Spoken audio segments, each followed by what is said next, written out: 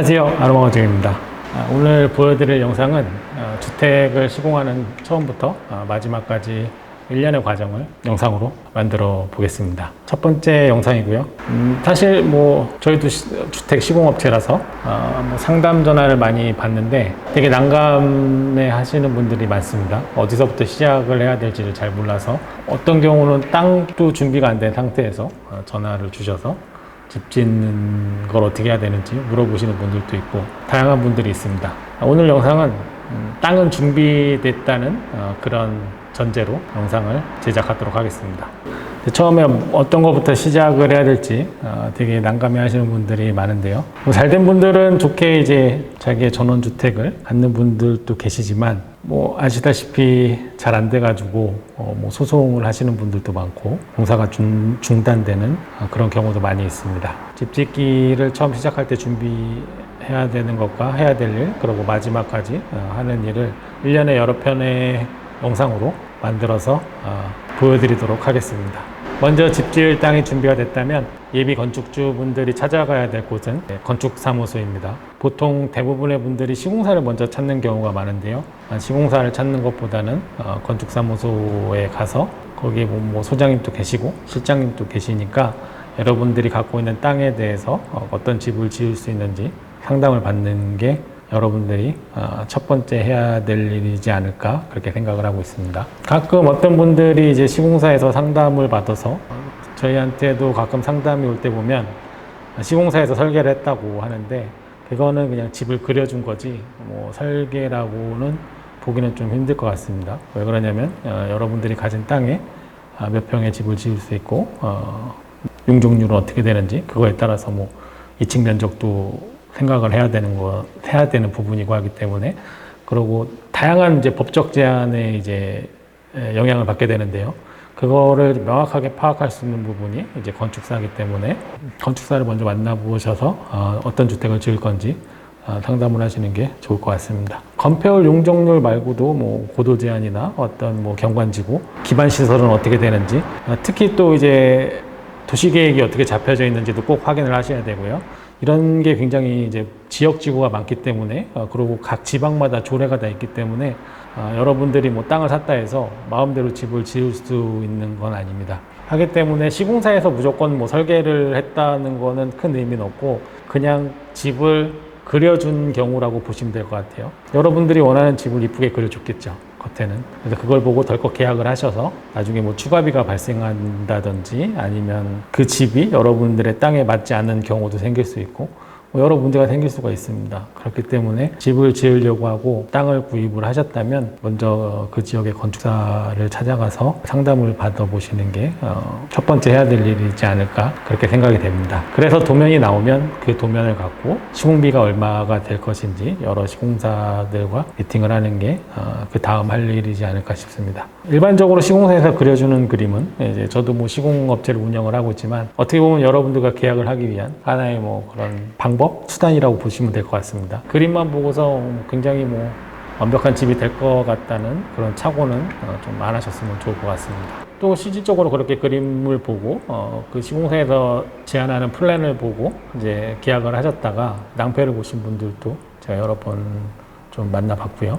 얘기도 하고 좀 황당한 경우가 많았습니다.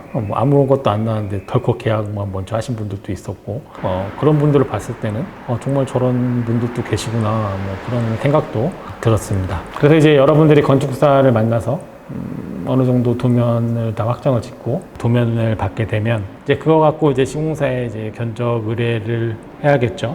그래야지 이제 집에 대한 건축비를 비교를 할 수 있는데, 비교만 하는 것보다도 여러분들께 좀 조언을 드리면, 여러분들이 그 주택 평면도를 분석할 수 있는 어느 정도 능력이 있으면 많은 위험한 부분은 피할 수 있을 것 같습니다.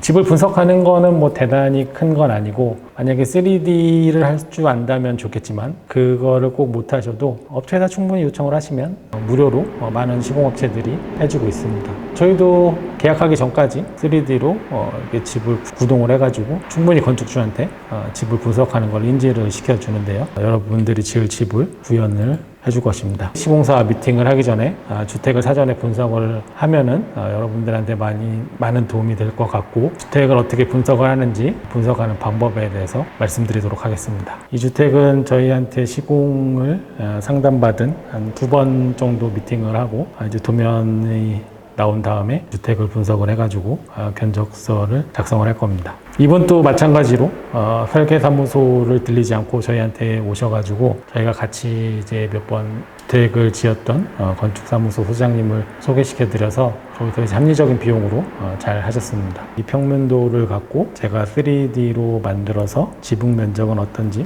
외벽은 어떤지, 타일 면적은 어떤지 그렇게 부분 분석을 다 해서 이제 견적서를 작성을 해야겠죠. 그런 다음에 뭐 건축주가 조금 비용을 다운시킬 수 있는 부분은 다운시키면 되는 것이고, 자기가 조금 더 비용을 추가하고 싶으면 뭐 더 좋은 자재를 선택해서 추가를 할 수 있는 것이고, 그렇게 많은 부분이 픽스가 돼서 착공이 들어가야지 큰 문제 없이 집이 완공이 되는 것 같습니다. 일단 제 경험상 그렇습니다. 여러분들께 이렇게 평면도를 보여드리려고 모니터를 갖다 놨는데 잘 보이려나 모르겠습니다. 화면을 다시 카메라가 찍는 거라서 조금 불편할 수 있는데 대략 이런 느낌이다라고. 총 면적은 이제 뭐 바닥 면적은 한 22평 정도 되는 주택이고요. 건물 배치도인데 이게 굉장히 이제 중요한 거죠. 이런 식으로 이제 앉힐 거다라고 배치도가 나온 상태입니다. 이제 집을 분석을 하기 위해서 3D를 그린 거를 보여드리겠습니다. 그림은 제가 사전에 그려놨습니다. 보시면 이게 이제 3D로 그린 거고요. 조금 이쁘게 꾸미기 위해서 색깔도 이렇게 넣어주고, 아직 이게 확정된 건 아니고 이제 이거를 건축주분한테 보여준 다음에 어느 정도 뭐 수정 작업이 들어가겠죠. 보시면 이렇게 다락방 공간이 있고 접이식 사다리로 올라갈 수 있게 되어 있습니다. 이거를 분석을 하기 위해서는 이게 이제 바닥 면적인데 73.2제곱미터의 주택이고요. 기초를 450 정도 높이를 올릴 건데, 그럼 이제 이거를 나눠서 콘크리트 면적을 산출을 할 수가 있는 거죠.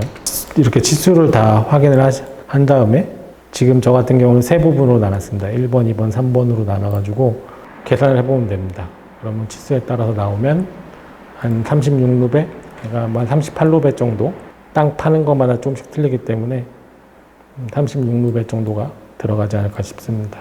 뭐 단열재 같은 경우도 건축주분이 외벽에는 가등급재, 고단열 주택을 원하시니까 가등급재를 쓴다고 하면 외벽에 가등급재가 얼마나 들어가는지 뭐 충분히 뽑을 수가 있습니다.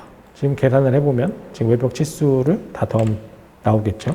34.64가 나오는데 이거를 어차피 벽체 높이는 2,400이기 때문에 2.4를 하면은 이제 계산을 하면은 외벽에 써야 될 가등급 단열재 면적은 83.1제곱미터가 나옵니다. 그러면 계산을 해보면 됩니다. 18.8팩, 그러니까 총 19팩 정도의 19팩의 단열재, 가등급 단열재가 필요합니다. 외벽도 면적을 여러분들이 충분히 다 구할 수가 있고요. 실제 지어질 사이즈로 집을 지은 거기 때문에 3D로 그린 거기 때문에 면적을 다 뽑아보면 됩니다. 저희가 이 전돌, 벽돌을 쓸 건데 포인트로 벽돌 같은 경우는 6제곱미터면 한 6박스 정도 필요한데 잘라 쓰기 때문에 한 뭐 8제곱미터 정도를 발주하면 되겠고, 세라믹 사이딩 같은 경우는 이제 평판이 25제곱미터가 필요한 거고, 이런 코너 같은 데도 이제 코너석이 몇 개가 들어가는지 산출을 할 수가 있습니다. 물론 자재 재원도 알아야겠죠. 그래서 이렇게 집을 분석하는 데 있어서는 좋을 것 같습니다. 여기 보시면 이게 이제 실내인데, 아직 실내는 저희가 건축주랑 어떻게 확정된 사항이 하나도 없기 때문에 아무것도 안 그렸습니다.